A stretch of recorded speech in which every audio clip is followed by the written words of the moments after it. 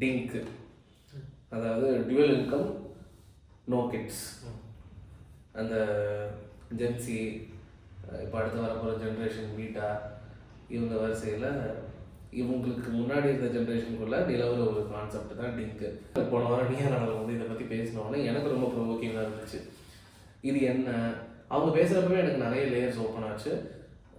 அதை பற்றி அதை நான் எப்படி பார்க்குறேன், அது என்னோட கருத்தோடு எப்படி ஒத்து போகுது, அதுக்கு எதாவது எதிர்கருத்து இருக்கா அப்படின்னு சொல்லிட்டு தான். அதை எதிர்கருத்துல உங்கள் கருத்து என்ன இருக்குது அப்படின்னு சொல்லி, அதாவது என்னோட சேம் ஜென்ரேஷனில் இருக்கிற நீ இதை எப்படி பார்க்குற அப்படின்னு சொல்லிட்டு ஒரு உரையாடலாக இருக்கலாம் அப்படின்னு. இது வந்து இன்னொரு நீயா நாளுங்க, அவங்க நிறைய ஆர்கியூ பண்ணிட்டாங்க. அதுக்கு மேலே அவங்க ஓப்பன் பண்ண வேண்டிய டைமென்ஷன்ஸ் எதுவுமே இல்லை. டியூவல் இன்கம் நோ கிட்ஸ்ன்றது என்னென்னா, ரெண்டு பேருமே ஒரு கப்பலாக எடுத்துக்கிட்டிங்கன்னா, ஒரு ஹெட்ரோஜினியஸ் கப்பல், அதில் வந்து ரெண்டு பேருமே சம்பாதிக்கிறாங்க, வெல் ஏர்னிங்காக இருக்கிறவங்க. எங்களுக்கு இப்போதைக்கு குழந்தை வேணாம், அவர் எப்போதுமே குழந்தை வேணான்னு சொல்லி எடுக்கிற ஒரு முடிவுக்கு பேர் தான் டியூவல் இன்கம் நோ கிட்ஸ், இல்லை நோ கிட்ஸ் எட், டிஐஎன்கே ஆர் டிஐஎன்கேஒய். ஓகேவா? இதை வந்து நான் எப்படி பார்க்குறேன்னா, எப்போதுமே வந்துட்டு ஒரு ஒரு முற்போக்கான சமூகத்தில் வந்துட்டு எல்லா இண்டிவிஜுவல்ஸ் ஆகட்டும், இல்லை சார்ந்தவர்கள் சூழ இருக்கிற யாராக இருந்தாலும் சரி, டிபெண்டன்ஸ் இருக்கிறவங்களாம் சரி, இல்லாதவங்களாலும் சரி, அவங்கவுங்க சாய்ஸஸ் அவங்கவுங்க கிட்ட இருக்கணுன்றது என்னோட ஒரு ஸ்ட்ராங்கான ஒப்பீனியன். பேசிக்காக யாரோட ஒப்பீனியனையும் யார் மேலேயும் திணிக்கக்கூடாது, அதாவது அடக்குமுறை இருக்கக்கூடாது, ஆதிக்கம் இருக்கக்கூடாது. அதுதான் வந்து என்னோட பேசிக் ஐடியாலஜி. ஸோ அப்படி இருக்கிறப்ப இந்த விஷயத்த வந்துட்டு கல்யாணத்தையே வந்துட்டு எப்படி சொல்கிறது, கல்யாணமே வந்து ஒரு அண்டர்ஸ்டாண்டிங் தான், ஒரு அரேஞ்ச்மெண்ட் தான்ங்கிறது என்னோட பார்வை இருக்கிறப்ப, குழந்தைய வந்து அதே மாதிரி தான் அணுகணுன்றது என்னோட இது. நீ என்ன சொல்லுவார்? ஸோ கிளாரிஃபிகேஷன் கேட்குறேன். இப்போது நீ என்ன சொல்கிறேன்னா, டிங்க் சரியும் இல்லை தப்பும் இல்லை, அது வந்து தனிப்பட்ட நபரோட சாய்ஸ்ன்னு சொல்லுவாங்க. தனிப்பட்ட நபரோட சாய்ஸ்ன்னு சொல்லுவாங்க. அஸ் இண்டிவிஜுவலாக பார்க்குறப்ப ஒரு கப்பல் ஏ கப்பல் பி அப்படின்னு பார்க்குறப்ப, கப்பல் ஏ ஒரு சாய்ஸ் எடுக்கிறது அவங்களோட உரிமை, கப்பல் பி ஒரு சாய்ஸ் எடுக்கிறது அவங்களோட உரிமைன்ற அது கரெக்டு தான். எனக்கு என்ன தோணுதுன்னா, இந்த ஐடியா ஆஃப் கிட்ஸ் இருக்குல்ல, அதுக்கு வந்து எனக்கு தெரிஞ்ச ஒரு ஹிஸ்ட்ரி இருக்குது. நம்ம கவனித்து பார்த்தோம்னா, நம்ம இன்னைக்கு வந்து டிங்க் வந்து ஒரு சர்ச்சைக்குரிய டாப்பிக்காக இன்னைக்கு எடுத்து பேசுகிறோம்னா, 1970s வந்து ஸ்டெரிலைசேஷன், இந்த குடும்ப கட்டுப்பாடு அது வந்து கவர்மெண்டே தான் பண்ணுது. ஸோ அவங்களே தான் பாப்புலேஷன் குறைக்கிறதுக்கான இது பண்ணாங்க. ஸோ அப்புறம் வந்து டோட்டல் ஃபெர்டிலிட்டி ரேட் வந்து இதுக்கு கீழே 2.1 வரணும், 2 வரணும் அப்படின்னு சொல்லி இன்னைக்கு தேசிய லெவலில் அடைஞ்சிட்டோம். ஸ்டேட் லெவலில் அதை விட ரொம்ப நல்லாவே இருக்கும். இன்றைக்கும் வந்து வட மாநிலங்கள் கம்பேர் பண்ணுறப்ப நம்ம அட்வான்டேஜஸாக இருக்கும். அது வேறு டாபிக்னு வச்சுக்கோமே. ஸோ இந்த மக்கள் வந்து நம்ம வரலாறுல பார்த்த வரைக்கும் மக்கள் வந்து செல்வத்துக்கு இணையாக பேசப்பட்டாங்க. மக்கள் செல்வம் அப்படின்னு தான் சொல்லுவாங்க. ஸோ அப்போ வந்து என்னென்னா, மோர் த மெரியர். லைக் இப்போ நிறைய பேர் இருந்தாங்கன்னா அவங்களோட கிளானுக்கோ அவங்களோட குடிக்கோ அவங்க ஒரு பாதுகாப்பு. எந்த அளவுக்கு ஆள் இருக்காங்களோ அந்த அளவுக்கு ஆள் பலம். ஆம்பளைங்க இருந்தாங்கன்னா தற்காப்பு, பெண்கள் இருந்தாங்கன்னா இனப்பெருக்கம் அப்படின்ற ஒரு இது வந்தது. ஸோ பேசிக்காக இது இவால்வ் ஆக குறிப்பாக வந்து உமன் வந்து எம்பவர் ஆக ஸோ அவங்க மை பாடி மை ரைட்ஸ் அப்படின்ற ஒரு மூமெண்ட் மாதிரி ஆரம்பிச்சு. ஸோ நான் வந்து ஒரு பேபி ப்ரொடியூசிங் மிஷின் இல்லை அப்படின்னு அவங்களுக்கு எனக்கு ஒரு சே இருக்குது இந்த மேட்ரியார்கல் சொசைட்டியில். நானும் ஒரு லிவிங் என்டிட்டி. ஸோ எனக்கு கான்ஷியன்ஸ் இருக்குது, எனக்கு வந்து ரைட்ஸ் இருக்குது அப்படின்ட்டு சொன்னாங்க. ஸோ நான் அந்த ஸ்டாண்ட் எடுக்க பார்க்குறேன். ஸோ அப்படி வர வர வர ஒரு ஸ்பெக்ட்ரமோட ஒரு எண்ட்லேருந்து இன்னொரு எண்டுக்கு வந்த மாதிரி எனக்கு தோணுது. இப்போ நோ கிட்ஸ் அப்படின்றப்போ எனக்கு என்ன தோணுதுன்னா, அந்த கிட்ஸ் வந்து அவங்கள பரிபாலனை பண்ணுறது, அதனாலேயே வந்து அவங்க வாழ்க்கையில் வந்து நிறைய இழப்பதற்கான சூழல் உண்டாக்கி கொடுத்துருச்சு இந்த சமுதாயம். ஸோ அதனால் வந்து அவங்க வந்து ஒரு சமமான இணையராக இருக்க முடியல அவங்களால, ஆண்களுக்கு நிகராக. இப்போ நம்ம கார்பரேட்லேயே பார்ப்போம், கிளாஸ் சீலிங் எஃபெக்ட்னு சொல்லுவாங்க. ஸோ அது என்ன சொல்லுவாங்கன்னா, கிளாஸ் சீலிங் எஃபெக்ட்னா நம்ம பார்த்தா சீலிங் இருக்க மாதிரி தெரியாது. செயின்போர்டு ஆடு ஆனால் இருக்குது, சீலிங் இருக்குது. ஸோ அந்த மாதிரி சொல்ல வராங்க. நான் ஒரு இடத்துல படித்தப்ப என்னென்னா, women have fear of success. Okay. அவங்க என்ன சொல்றாங்கன்னா, பெண்களுக்கு வந்து ஜெயிக்கிறதுல ஒரு பயம் இருக்கு அப்படின்றாங்க. இது எந்த அளவுக்கு கரெக்ட்னு தெரியாது. ஏன்னா நம்ம 2 பேருமே பசங்க. ஸோ அதனால நோ கமெண்ட்ஸ். ஸோ அதனால ஒரு தேர்ட் பர்சன் பாயிண்ட் ஆஃப் வியூல இருந்து தான் பேசுறோம். ஸோ அதனால நோ அஃபென்ஸ் இன்டெண்டட். தப்புனா சொல்லுங்க, திருத்திக்கிறோம். என்னன்னா அதில் என்ன சொல்கிறாங்கன்னா, இப்போ ஒரு உமன் வந்து இந்த கார்பரேட் கல்ச்சர்லையோ இல்லை தற்கால பொருளீட்டும் முனைப்பில் இருக்கவங்களுக்கு வந்து என்ன பிரச்சனைனா, அவங்க ஒரு வேளை வின் பண்ணிட்டாங்க அப்படின்னா மென்னுக்கு சில மென்னுக்கு இருக்க இன்செக்யூரிட்டிக்கு விக்டிம் இருக்காங்க. நீ என்ன ஓர சம்பாதிக்கிற நாட்டியா அப்படின்றப்ப அந்த பொண்ணால் ஜெயிக்கிறதுக்கு கூட பயப்படுறாங்க. ஸோ இது வந்து ஒரு அந்த இருத்தலை கொல்லி எறும்புன்னு சொல்லுவாங்க. ஏதோ ஒரு படத்தில் ஒரு போடா போடி படத்தில் வந்துட்டு அந்த பொண்ணை டான்ஸ் ஆட விடாமல் செய்யறதுக்காக ப்ரெக்னென்ட் ஆக்கிருன்னு சொல்லி ஒரு பேட்ரியார்க்கு வந்து மாசான ஒரு ஐடியா வேற மாதிரி அப்படின்ட்டு. அது இன்செக்யூரிட்டியோட ஒரு வகையான வெளிப்பாடு, மேனிஃபெஸ்டேஷன். ஸோ இந்த பெர்ஸ்பெக்டிவ்லாம் பார்த்தா அந்த எனக்கு என்ன தோணுதுன்னா, சரி அவங்க வந்து இது எல்லாத்துக்கும் வந்து அவெஞ்ச் பண்ணுறாங்களோ அப்படின்ற ஒரு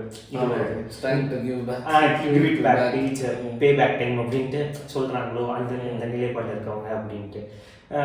அந்த அந்த நிலைப்பாட்டில் பார்க்குறப்போ அது சரி தப்புன்றதை தாண்டி அவங்க கோவம் வந்து நியாயமானதா அப்படிங்கிற அளவில் பார்த்தா எனக்கு நியாயம் தோணுது. ஆமாம். சரி, அவங்க கோவம் நியாயம். அதோட இந்த வெளிப்பாடுனால அவங்களோட இது ப்ராப்ளம் சால்வ் ஆகிடுமா அப்படின்னு கேட்டால் எனக்கு தெரியல.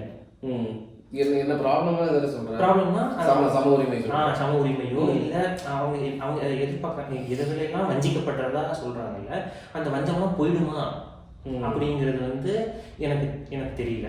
ஸோ ரொம்ப ரொம்ப காமனான கருத்துக்கள் என்னன்னா, ஒரு மனித வாழ்வே வந்து ப்ரொப்ரியேஷன் நோக்கி தான் போயிட்டுருக்கு அப்படின்னு சொல்கிறாங்க. ஸோ நம்ம வந்து அது வந்து ரொம்ப இயல்பான விஷயம் அப்படின்னு சொன்னாங்க. நம்ம கூட அந்த நான் பார்த்துட்டு பேசிகிட்டு இருந்தோம். நம்ம வந்து காண்டம் வச்சு பேசிகிட்டு இருந்தோம். ஆமாம். ஸோ அந்த டாபிக் ஏன் ட்ரிகர் பண்ணிச்சு அப்படின்னா, ப்ரொக்ரியேஷனுங்கிறது வந்து ரொம்ப நேச்சுரலான ஒரு விஷயம். இனப்பெருக்கங்கிறது ஒரு நேச்சுரலான விஷயம். இது வந்து கோயிங் அகேன்ஸ்ட் த நேச்சர் அப்படின்னு கோயிங் அகேன்ஸ்ட் த நேச்சர்னு பேசுகிறப்போ, அப்போ வந்து நம்ம கூட பேசிகிட்டு இருந்தப்போ, அப்போது உனக்கு ப்ளஷர் வேணும், ஆனால் அதுலேருந்து வர கான்சிக்வன்சஸும் ரெஸ்பான்சிபிலிட்டிஸும் வேணாம். நீ எடுக்கிற முடிவு வந்து நேச்சர்லேருந்து ஒன்று எவைட் பண்ணிக்கிறதுக்கு, ஒன்றே அதுலேருந்து சௌகரியமான ஒரு நிலைமைக்கு தள்ளிக்கிறதுக்கு தான் பண்ணணும். ஸோ அது வந்து நியாயமா அநியாயமா அப்படின்னு கேட்டால் திரும்ப அங்கேயும் ஒரு டைலாமா தான் வருது. ஆமாம். ஸோ அதனால் இது வந்து எப்படின்னா, எனக்கு என்ன தோணுன்னா, ஒரு நிலைப்பாடு எடுத்தோம்னா அதோட அப்சல்யூட் டேர்ம்ஸ் எடுத்துக்கிட்டோம். இப்போ ஃபார் எக்ஸாம்பிள், இப்போ எல்லாருமே டிங் ஃபாலோ பண்ணுறாங்க. அப்போ வந்து சந்ததியாக அழிஞ்சிடும், அடுத்த ஜென்ரேஷன் வராது. ஸோ நான் என்ன சொல்கிறேன்னா, இந்த ஸ்டாண்ட் எடுத்து பார்த்தா அது ரொம்ப நெகட்டிவாக தான் தெரியும். எல்லாருமே அப்படி எடுத்துட்டாங்கன்னா. ஆமாம். ஸோ அப்போ அந்த ஒரு ஃபியர் ஃபேக்டர்னால நீ எடுக்கவே கூடாதுன்னு சொல்ல முடியாது. கரெக்டு. இப்போ அதே மாதிரி இப்போ நேச்சராக சொசைட்டியான்னு யாரையாச்சும் எடை போட்டு சொல்லுங்க அப்படின்னு சொன்னோன்னா, மெஜாரிட்டி வந்து சொசைட்டி தான் சூஸ் பண்ணுவாங்க. ஏன்னா நேச்சர் கம் செகண்டு. சொசைட்டிக்காக தானே. இப்போது சில பேர் சொல்லலாம் என் வாழ்க்கை என் சாய்ஸஸ் அப்படின்னு சொல்லலாம். ஆனால் 10ல் 2 விஷயம் கண்டிப்பாக நம்ம சொசைட்டிக்காக செஞ்சு தான் ஆகணும். கரெக்டாக நம்ம ஏன்னா நம்ம ஒரு சோஷியல் சர்க்கிள்குள்ளே இருக்கோம். இங்கே நம்ம தேவைகளுக்காகவும் சில கன்வீனியன்ஸ்க்காகவும் நம்ம வந்து சொசைட்டி சொல்கிறது கேட்டு தான் ஆகணும் சில விஷயங்கள். எப்போ இது ரொம்ப நம்மளோட தனிப்பட்ட விருப்பங்களுக்குள்ளே தலையிடுதோ அப்போ ஒரு நம்ம கால் எடுப்போம். அவன் சொல்கிறது கேட்கணுமா இல்லை எனக்கு பிடிச்சது நான் செய்யணுமா அப்படின்னு சொல்லிட்டு ஒரு கால் எடுப்போம். அதே மாதிரி டிங்க்குன்னு வர்றப்ப டிங்கில் வந்துட்டு நான் தனிப்பட்ட முறையில் ஒரு சாய்ஸ் எடுக்கிறப்ப அது ஓகே. ஸோ அப்போ நான் அங்கே ஒரு கால் எடுக்க வேண்டியிருக்கு. சப்போஸ் நான் என்னோட சாய்ஸுக்கு மட்டும் தான் ரெஸ்பான்சிபிளாக இருப்பேனா, இல்லை என் சாய்ஸை பார்த்து இன்னொருத்த இன்ஃப்ளூயன்ஸ் ஆகி அவன் என்னை பார்த்து இன்ஃப்ளூயன்ஸ் ஆனானா அதுக்கும் நான் ரெஸ்பான்சிபிலிட்டி எடுத்துப்போனான்னு சொல்லிட்டு அங்கே ஒரு டைலாமா வருது. இதில் முக்கால்வாசி பேர் என்ன நினைப்பாங்கன்னா, நான் சுயமாக சிந்திச்சு நான் செயல்படுறேன், இன்னொருத்தவங்க எதுக்கு என்னை பார்த்து கேட்டு போகணும், நான் என்ன அவ்வளோ பெரிய நான் தனிப்பட்ட முறை. ஏன்னா நிறைய பேர் அந்த சொன்ன விஷயங்கள் என்னென்னா, நாங்கள் ரொம்ப லோவர் மிடில் கிளாஸ் ஃபேமிலியிலேருந்து வந்தோம். இப்போ நாங்கள் 2 பேருமே நல்லா ரன் பண்ணுறோம், லவ் மேரேஜ் தான். இப்போ நாங்கள் வந்து எங்கள் லைஃப்பை என்ஜாய் பண்ணுறதுக்கு எங்களுக்கு இருக்கிற காசை வச்சு நாங்கள் என்ஜாய் பண்ணுறோம். ட்ரிப்பு போகணும் அப்படிங்கிற மாதிரி சொல்லிட்டு இருக்காங்க. நல்லது தான். எப்படி நீங்கள் ட்ரிப்பு போகிறத பார்த்து இன்னொரு கப்பல் இன்ஃப்ளூயன்ஸ் ஆக வாய்ப்பு இருக்கோ, அதேமாதிரி நீங்கள் குழந்தை வேணாம்னு சொல்கிறத பார்த்து சில பேர் இன்ஃப்ளூயன்ஸ் ஆகிறதுக்கான வாய்ப்பு இருக்குல்ல. அதை வந்து நீங்கள் அந்த அப்படி ஒரு இன்ஃப்ளூயன்ஷியல் செயின்குள்ளே நம்ம மாட்டிகிட்டு இருக்கிறோன்றத நீங்கள் எந்த ரீசனுக்காக குழந்தை வேணாம்னு சொல்கிறீங்கன்றதுல you should be very transparent. அதில் தான் இன்னொரு பிரச்சனை வருது. ஃபார் எக்ஸாம்பிள் அடுத்தவங்களோட சுய சிந்தனை இன்மை காரணமாக நம்ம பொறுப்பாக இருக்கணும் அப்படின்ற ஒரு நிலைப்பாடு வருது. அதுவே ஒரு அவலம்னு நான் நினைக்கிறேன். ஆமாம். இப்போ வந்து அப்போ வந்து எனக்கு ஒரு ஆப்ளிகேஷன், ஒரு என்டைட்டில்மெண்ட் எப்போதுமே இருந்துகிட்டே தான் இருக்கும் மற்றவங்க மேலே. கரெக்ட். ஸோ இப்போ நம்ம ஏதாச்சும் ஒன்று பண்ணோம்னா அவங்க இப்படி நினச்சிக்கிட்டு அவங்க வாழ்க்கையை இப்படி பண்ணிப்பாங்க அப்படின்ட்டு. லைக் ஃபர்ஸ்ட் வந்து இறுதி சுற்றுல வர மாதிரி தான் நம்மளுக்கு கலவே இல்லை. ஸோ அந்த மாதிரி நிலைமையில தான் இருப்போம். Like everybody is going through shit. So அதை கோப் பண்ணுறதுக்கு தான் முதல்ல பார்ப்பாங்க. ஸோ நீ ஒரு இன்ஸ்பிரேஷனாக ஒன்று வாழணும் அப்படின்னு இருக்குன்னா, அப்படி வாழ்கிறதுக்கு முதல் அடித்தளமே நீ மற்றவனை பற்றி யோசிக்காமல் வாழ்கிறது தான். அப்போ தான் இன்ஸ்பிரேஷனாகவே அமையும். உன்னோட ஒரிஜினாலிட்டி தான் மற்றவங்களை இன்ஸ்பயர் பண்ணும் அப்படின்னு நான் நம்புகிறேன். இன்னொன்று எனக்கு என்ன தோணுச்சுன்னா, அவங்க முக்கால்வாசி சொன்னது எல்லாமே வந்து எனக்கு பர்சனலாக என்ன தோணுச்சு அப்படின்னா, ஒரு மெட்டீரியலிஸ்டிக் இன்க்ளினேஷன் இருக்கு. ஸோ அது வந்து அந்த இது சிலர் ரொம்ப சிலர் வந்து சைக்கலாஜிக்கல் இதையும் சொன்னாங்க. ஒரு ஒரு குழந்தை வந்துச்சுன்னா நான் வந்து நாளிலிருந்து அதுக்கப்புறம் என் லைஃப்பில் என் எல்லா முடிவையுமே நான் சுற்றி தான் எடுக்கணும். என்னோட காலை வேக்கப்பில் இருந்து என்னோட கரியரில் இருந்து அதை எந்த ஸ்கூலில் சேர்க்குறோம், எந்த காலேஜில் போய் படிக்க வைக்கிறோன்றது வரைக்கும் எல்லா டிசிஷனுமே வந்து எனக்கு ரொம்ப அதை சார்ந்ததாகவே மாறிடும், குழந்தையை சார்ந்ததாகவே மாறிடும்னு சொல்லி அவங்க ஒரு இது வச்சாங்க. இதை நான் ஒத்துக்கிறேன். ஒரு சைக்காலஜிக்கலாக உங்களுக்கு ஒரு சேலஞ்ச் இருக்குது, அதை நீங்கள் ஃபேஸ் பண்ணுறதுக்கு உங்களுக்கு சில ஹெசிடேஷன்ஸ் இருக்குன்றது நான் ஒத்துக்கிறேன். ஃபினான்ஷியலாக வந்து இந்த மாதிரி வெல் ஏர்னிங் கப்புள்ஸ் நாங்கள் வருஷம் ட்ரிப்பு போகணும், நிறைய கண்ட்ரிஸ் நாங்கள் செக்லிஸ்ட்டில் ட்ரிப் பண்ணணும் அப்படின்னு சொல்கிறவங்க ஃபினான்ஷியலாக இல்லை எங்களுக்கு கொஞ்சம் கஷ்டம் அப்படின்னு சொல்கிறத என்னால் ஏற்றுக்க முடியல. அங்கே வந்து அப்போ ஒரு ப்ரையாரிட்டிஸ் தானே மாறுதாங்க. அப்போ நீங்கள் சாக்ரிஃபைஸ் பண்ண ரெடியாக இல்லை, உங்களுக்காக நீங்கள் வாங்கணும்னு நினைக்கிறீங்க. அப்போ that makes you kind of selfish person. Please accept. அதை ஒத்துட்டு நீங்க வந்து வெளிப்படையா நடந்துக்கோங்க. ஆமா, எனக்கு நான் முக்கியன்றத அவங்க அக்செப்ட் பண்றதுனால செல்ஃபிஷோ செல்ஃப் சென்டரோ whatever the name society gives அது அவங்களை பாதிக்கக்கூடாது. கரெக்ட். அதே மாதிரி சைக்காலஜிக்கலாக நீங்கள் ரெடி இல்லைன்னா புரியுது, அது புரியுது, அது நல்லாவே நல்லா புரிஞ்சுக்க முடியும். அது சொல்கிறப்ப தான் நீ வந்து சைக்காலஜிக்கலாக ரெடி இல்லாதப்போ ஒரு குழந்தை இந்த உலகத்தை இன்ட்ரடியூஸ் பண்ணுறப்ப you are creating an inconvenience both to you and child. Correct. ஏன்னா நீயும் தயாராக இல்லை. அப்போ நீ வந்து எல்லா இந்த இப்போது ரொம்ப அவேர்னஸாக பேசுகிறாங்கல்ல ட்ராமா அப்படின்ற ஒரு விஷயம்.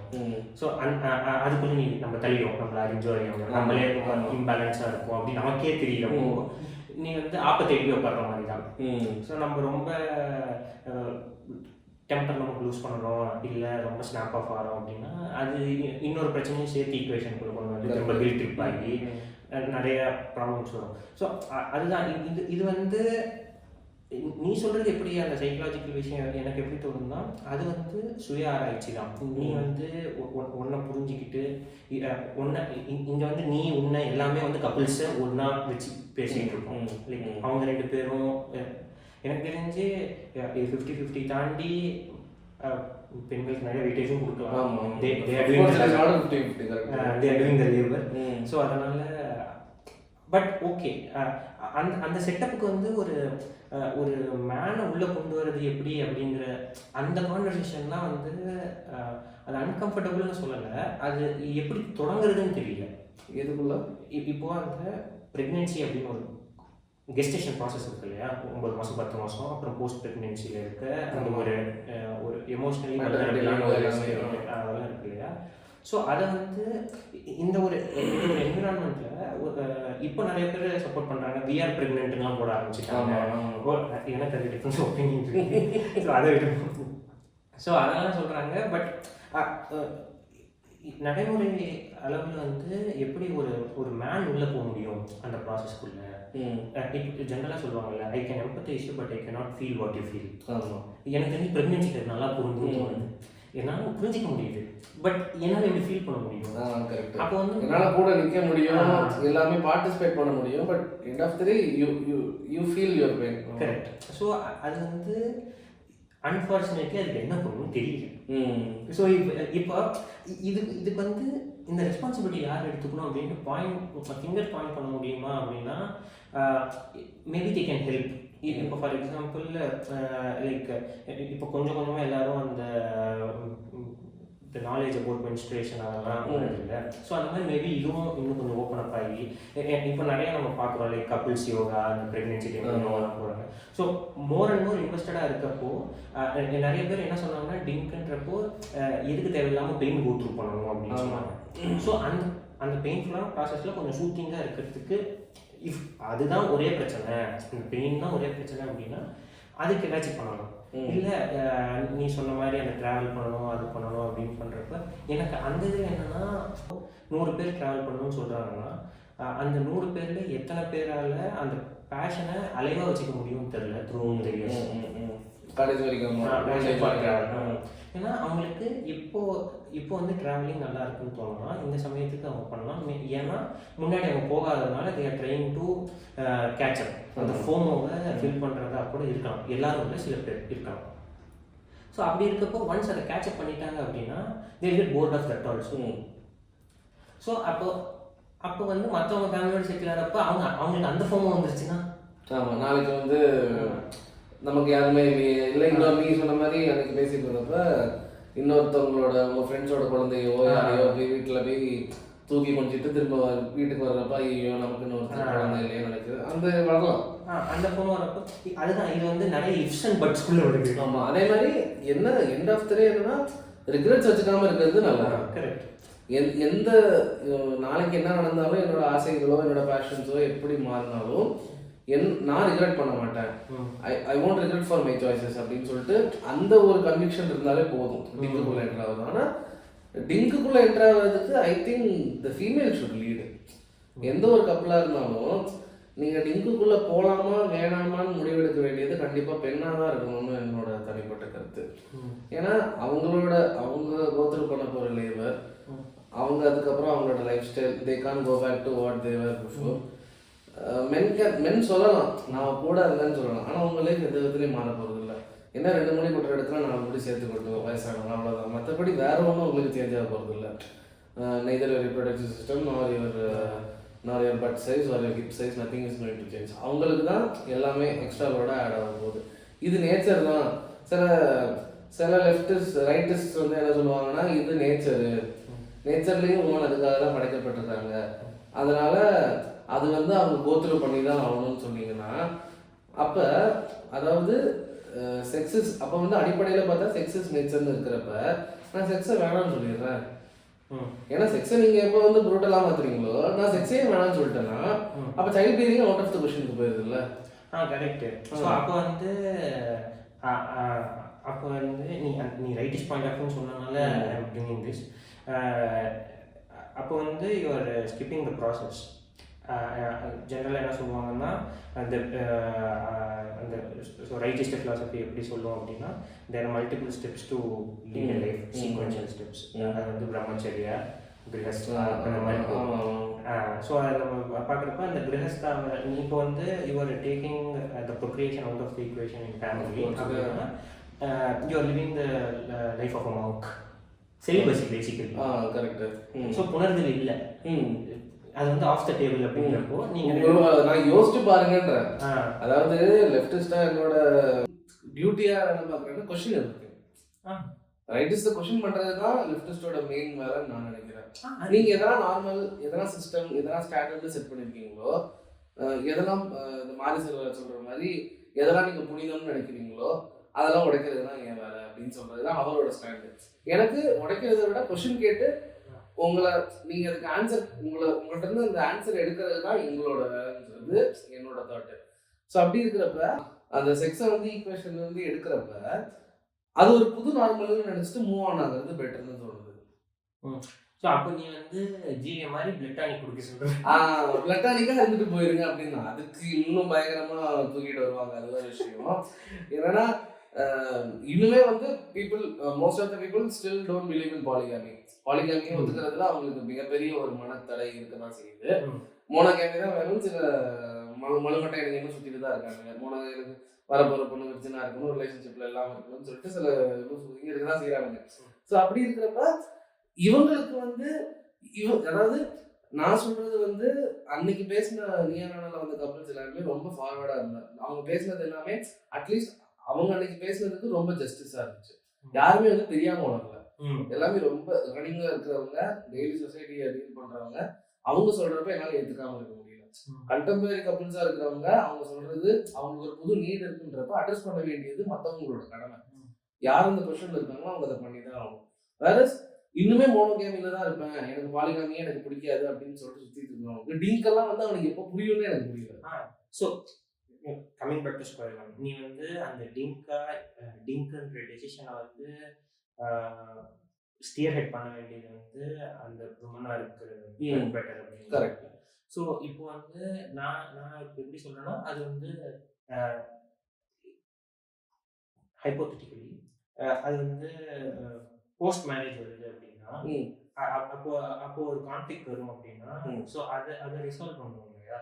ஆமாம். ஆனால் இப்போ கல்யாணம் ஆயிடுச்சு, கல்யாணத்துக்கு முன்னாடி உனக்கு எய்தர் டிங்க்ன்ற கான்செப்ட் உனக்கு தெரியல, ஆர் நீ அந்த அளவுக்கு அவேராகவோ எம்பவர்டாகவோ இல்லை. Post marriage you get to know all these things, you are aware and empowered and you feel that is right.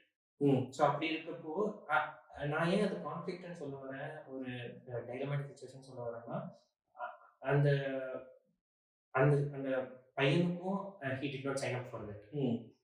ஏன்னா உள்ள வரப்ப அவனுக்கு தெரியாது, நார்மலாக ஸ்டேட்டஸ் கோட் ஃபாலோ பண்ணணும்னு அவனுக்கு தெரியும். ஸோ அப்போ வந்து அந்த பொண்ணு வந்து டிங்க் அப்படின்னு சொல்றப்போ லைக் அப்போ அவனுக்கு அது ட்ரூத் பாம்பு மாதிரி இருக்கு. கரெக்ட். அங்க வந்து they should try to find a centre. அதுதான் அங்க வந்து they should find common point கண்டுபிடிச்சே தான் அவ்வளவு வழியே இல்லை. ஸோ அதுதான் they want to lead their lives togetherனா காமன் பாயிண்ட் கண்டுபிடிச்சாங்க. அதுதான் லைக். ஸோ நான் இதுல வந்து நான் எப்படி சொல்ல வரேன் அப்படின்னா, இந்த விஷயத்து தெரியாம மேரேஜ்குள்ள போகாதீங்க அப்படின்னு நான் சொல்லுவேன். ஸோ நீங்க கம்பேனியன்ஷிப் மட்டும்தான் மேரேஜ் எதிர்பார்க்குறீங்க அப்படின்னா மெயினாக இருக்கும். கம்பேனியன்ஷிப் மட்டும்தான் எதிர்பார்க்குறீங்க, நீங்கள் வந்து குழந்தை அந்த மாதிரி ஃபேமிலி, அதாவது 3 people ஃபேமிலி 4 people ஃபேமிலி மாதிரி நீங்கள் வந்து உங்களை விரிவுபடுத்திக்க விரும்பலை, அந்த மாதிரி எண்ணம் ஏதோ ஒரு காரணங்களால இல்லை அப்படின்னா அந்த டெசிஷன் எடுத்ததுக்கப்புறம் மேட்ரிமோனியல் ரிலேஷன்ஷிப்ல போகும். ஃபர்ஸ்டே இந்த ஃபில்டரை நீங்கள் ஃபர்ஸ்டே வச்சிருங்க. ஸோ அந்த ஒரு டிசிஷனை பண்ணிட்டீங்கன்னா பையனாக இருந்தாலும் சரி பொண்ணாக இருந்தாலும் சரி பிரச்சனை இருக்காது. ஆமாம், நல்லது. ஏன்னா அது ஆண்கள் இந்த முடிவோட உள்ள போகிறது ரொம்ப நல்லது. அப்போ தேவையில்லாமல் அவங்க மேலே ப்ரெஷர் போட மாட்டீங்க, தேவையில்லாமல் மற்றவங்களும் அதுக்குள்ளே மூக்குறாங்க. நான் ஏன் சொல்கிறேன்னா 2 பேரும் நின்று சொசைட்டி சமாளிக்கிறது ஒரு மாதிரி கம்ஃபர்டபுளாக இருக்கும். அதோட ஒருத்தராக சமாளிக்கிறது ரொம்ப எக்ஸாசிங்காக இருக்கும். ஸோ அதனால அது ஸோ அப்போ வந்து நிறைய விஷயங்கள் அதுதான். இப்போ எனக்கு என்ன தோணுதுன்னா, ஜெயகாந்தன் சொல்ல மாதிரி தான் அந்தந்த நேரத்துக்கு நியாயம். இப்போ எனக்கு என்னன்னா, இந்த நேரத்துக்கு நியாயம் படுறது ஃபியூச்சர்ல டவுன் த லைன் ஒரு 10 வருஷம் கழிச்சு வேற விஷயம் நியாயம் படுது அப்படின்னா, அப்ப நியாயம் படுறது என்னால செய்ய முடியாம போகலாம். இந்த ஏன்னா இது பயாலஜி சம்மந்தப்பட்டனால சொல்றேன். Adaptation still on the table. So எனக்கு அந்த ரூல்ஸ் தெரியல, எந்த வயசுக்குள்ளே இருக்கவங்களுக்கு அடாப்டேஷன் கொடுப்பாங்க கொடுக்க மாட்டாங்க அதெல்லாம் தெரியல, அந்த ரிசர்ச் நான் பண்ணல. ஸோ அது இருந்தால் பிரச்சனை இல்லை. அப்படி இல்லைங்கிறப்போ பயாலஜி மட்டும் சம்மந்தப்பட்டது இல்லை ஐவிஎஃப் மட்டும் சம்மந்தப்பட்டது அப்படின்னா ஒரே வே அவுட்டை நான் பார்க்குறது என்னன்னா, ஒரு நல்ல பேங்காக பார்த்து ப்ரிசர்வ் பண்ணிடுவேன். இல்லைன்னா காசு இருந்தால் சரக்கு பண்ணிக்கோங்க, அவ்வளோதான். இஃப் அட் ஆல் தேவைப்பட்டுச்சுன்னா நாளைக்கு வந்து வச்சுக்கோங்க, அப்படி இல்லை வேற யாருக்காச்சும் உங்கள் ஜெனடிக்ஸ் இன்னும் சமுதாயம் உங்கள் மேலே உங்களுக்கு நம்பிக்கை இருந்துச்சுன்னா தயவு செஞ்சு அந்த ஆப்ஷன் எடுத்துருங்க, அவ்வளோதான். அதுதான் இது வந்து ஒரு அப்சல்யூட் பாயிண்ட் ரீச் பண்ணவே முடியாது, ஏன்னா நிறைய ஹைப்போதெட்டிக்கல் எலிமெண்ட்ஸ் இருக்கு. ஒருவேளை நாளைக்கு நம்ம ஃபியூச்சர் சந்ததியினர் வந்து இந்த வீடியோலாம் பார்த்துட்டு என்னடா அவனுங்க நம்ம இப்போ எடுத்ததை இல்லை மேபி நம்மளெல்லாம் வந்து இதெல்லாம் அப்பவே பேசியிருக்கீங்களாடா அப்படின்னு சொல்லி பார்க்கலாம். என்னடா இன்னும் நான் பேசிக்கிட்டு தான் இருக்கேன், என்ன நீங்க இவ்வளவு பேசி என்ன ஆக போகுதுன்னு சொல்லி அப்படியும் பார்க்கலாம். அது ஓகே. அதுதான் இப்போ இது வந்து ஒரு கல்ச்சுரல் கன்ஃபியூஷனாகவும் இருக்கலாம். லைக் நம்ம வந்து ஒரு ஏஷியாட்டிக் சொசைட்டியில் ஒரு ஒரு சைல்டை பார்க்குறதும் ஒரு வெஸ்டர்ன் சொசைட்டியில் ஒரு சைல்டை பார்க்குறதும் பார்ப்போம். வெஸ்டர்ன் சொசைட்டியில் அது ஒரு இண்டிவிஜுவலாக பார்ப்போம். ஈஸ்டர்ன் வேர்ல்டில் பார்க்குறப்போ, ஈஸ்டர்ன் சைட் ஆஃப் த வேர்ல்டில் பார்க்குறப்போ அது வந்து ஒரு ஃபேமிலியோட கலெக்டிவ் என்டிட்டியாக தான் பார்க்குறோம். ஒரு குழந்தைய பார்ப்போம். அதனால தான் இந்த பரிபாலனை பண்ணி பராமரித்து அது பால் சீராட்டி அதுக்கு வந்து ஒவ்வொரு பருவத்துக்கும் ஒரு பாட்டெல்லாம் பாடி நம்ம பெரிய ஆளாகணும். ஸோ இங்கே வெஸ்டர்னில் வந்து அப்படி கிடையாது. அது அவங்க வந்து தெரிஞ்சோ தெரியாமலோ அதை இண்டிவிஜுவலாக பார்த்ததுனால இந்த இதுக்கு அவங்க கன்வீனியன்ட் ஆயிடுச்சு. ஆமாம், இப்போ டிங்க் வரப்ப நாங்கள் அப்பயே ரெடி தான்ப்பா அப்படின்னு அவங்கள அந்த எவல்யூஷன் வந்து ரொம்ப ஆர்கானிக்காக. அப்போ டிங்குமே it's one way of trying to catch up with the west தான். கரெக்ட். அதான் நான் சொல்லுவேன், இது வந்து நிஜமாலுமே உன்னோட ரேஷனல் மைண்ட் கொடுக்குற அவுட்புட்டா இல்லை கல்ச்சரல் கன்ஃபியூஷனா அப்படிங்கிறது தான் என்னோட கொஸ்டின். நீ ஒன்று இப்போ நம்ம போட்டிருக்க டிஷர்ட் மாதிரியா இந்த ஐடியாலஜி அப்படிங்கிற ஒரு, அதாவது நீங்களாம் வருஷம் நாங்கள் ட்ரிப்பு போகணும்னு நினைக்கிறதே ஒரு அது ஒரு மேற்கத்திய தாக்கம் தானா அப்படிங்கிறதே இப்போ பெரும் கேள்வியா இருக்கு. ஸோ அதனால எனக்கு என்ன தோணுன்னா, வாட் எவர் மேபி நம்ம வந்து நம்ம கான்சியன்ஸுக்கு ஹானஸ்டா இருந்தா இது எதுவுமே பிரச்சனை இல்லை. இப்போ யாருமே நீ வெஸ்டர்ன் ஃபிலாசபி ஃபாலோ பண்ணாதான் சொல்றதுக்கு யாரும் இல்லை. கரெக்ட். ஆமா, நான் வெஸ்டர்ன் ஃபிலாசபி தான் ஃபாலோ பண்றேன். நான் வந்து born and raised with Eastern philosophy, but I choose Western philosophy for rest of my life அப்படின்னு சொன்னாலும் யாரும் தப்பு சொல்ல முடியாது. கரெக்டா? ஆனா நீ அந்த சைடு ஒரு காலை வச்சுட்டு கன்வீனியன்ட் வாங்குறப்போ இந்த சைடு ஒரு கால் வச்சேன்னா கஷ்டம். நம்ம ஏதோ பேசுறப்போ நம்ம லிங்க்கு போயிட்டோம் அப்படின்னா லேட்டர் லைஃப்ல வந்து நமக்கு நம்மளை மெயின்டைன் பண்றப்போ எனக்கு ஜெரியாட்ரிக் கேரே போதும், நான் வந்து பே பண்ண அந்த மாதிரி இருந்தால் போதும் அப்படின்னா நீ நேராக உள்ள போயிடலாம், நோ ப்ராப்ளம். அந்த இடத்துல நீ வந்து அஃபெக்ஷன், பாண்டு, எமோஷன், கேரிங், அந்த முகம் சொல்லிக்காம நமக்கு டென்ட் பண்ணணும் அப்படின்னு நினைக்கிறதா நீ பண்ண மாட்டேன் அப்படின்னா நீ போயிடலாம். ஸோ அந்த ரேஷனலிசம் நீ உன்னோட முதுமையிலையும் கடத்தி கொண்டு போகலாம். ஸோ உன்னோட சௌகரியத்துக்கு தகுந்த மாதிரி இங்கே உனக்கு ரேஷனலிசம் உனக்கு சௌகரியமா இருக்குங்கிறதுனால எனக்கு இடுப்புல தூக்கி வச்சுக்கிட்டோம், அங்கே போய் இறக்கி விட்டு என்ன ஏதாச்சும் தூக்கிக்கோங்கன்னு சொல்றதும் வந்து ஒரு அது வந்து ஒரு ஹிப்போக்ரிட்டிக்கலா இருக்கும். அதே மாதிரி டிங்க் வந்து வெளி உலகத்துக்கு பார்க்கறதுக்கு சில பேர் எடுத்த போல்டான டிசிஷன், அவங்க சொல்ற மாதிரி அவங்க லைஃப் அவங்களுக்கு பிடிச்ச மாதிரி லீட் பண்ணிக்க போறாங்கன்னா இல்லை, ஓல்டேஜ் வர்றப்ப காலம் மாறுறப்ப அவங்களுக்கான சில பேராமீட்டர்ஸும் மாறும். அதாவது அந்த ஃபேஸ் அந்த அப்போ வரப்போற அந்த தெரியாத விஷயங்கள்லாம் ஒன்றும் இல்லை. எல்லாரும் நம்ம அப்பா அம்மா தாத்தா பாட்டியெல்லாம் பார்க்கறது தான். அவங்க வயசான காலத்துல என்னெல்லாம் கோத்ரூ பண்றாங்க, அதே விஷயங்கள் அவங்களுக்கும் நடக்கும், இன்னும் சீக்கிரமாவே நடக்கிறப்ப நீங்க அதை எப்படி டேக்கிள் பண்றீங்க? நீங்க டேக்கிள் பண்ணி வச்சிட்டீங்கன்னா உங்களுக்கு நீங்களே ஒரு பார்ட் பண்ணிக்கலாம். அதான் நீ முன்னாடி சொன்ன மாதிரி தான், நீ என்ன டிசிஷன் எடுத்தாலும் நீ ரெகுலேட் பண்ண மாட்டேங்கிற ஒரு கான்ஃபிடன்ஸ் யாரும் பண்ண முடியாது.